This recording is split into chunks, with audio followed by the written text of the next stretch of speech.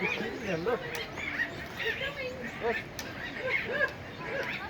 Now what is that? It's called a carmine bee eater. So we have 3 different bee eater species in here. So there's about 25 worldwide.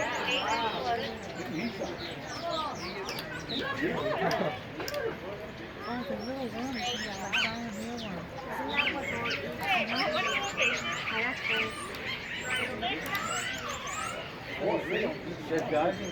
They do sometimes, but they're pretty good. They have really remarkable tracking capabilities with their eyes. Based on what they eat, they absolutely have to. And then we feed the majority of their bugs in pans that you probably already noticed. Wow. They do seem to really enjoy this.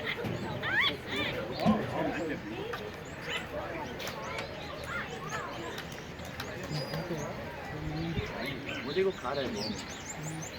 가슴이 있어요.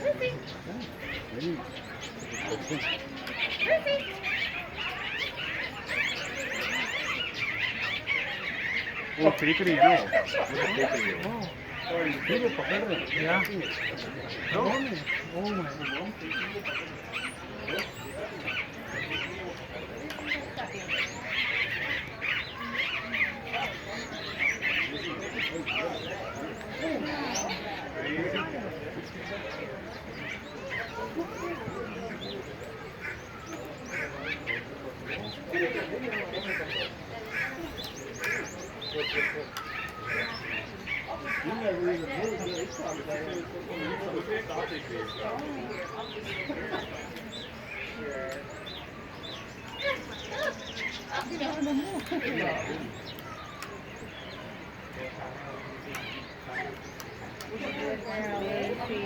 We do these houses 4 to 5 times a day, sometimes more often if they have chicks.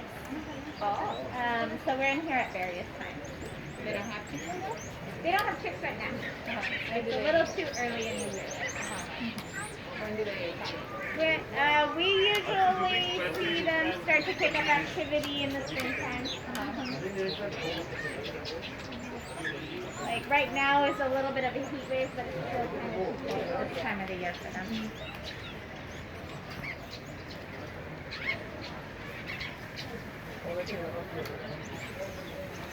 Gotta come off the bridge. Don't be lazy.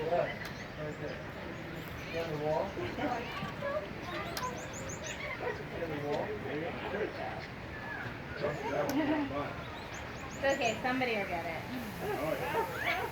If it's not one of them, it's gonna be one of the other birds. Lizzie.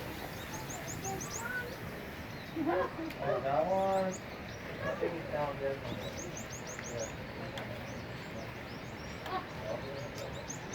Tell me again, these ones are the white fronted, These are white-fronted bee eaters, yeah.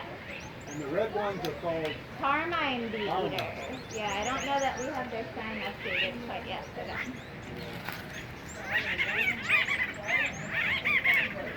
Do they occupy the same range?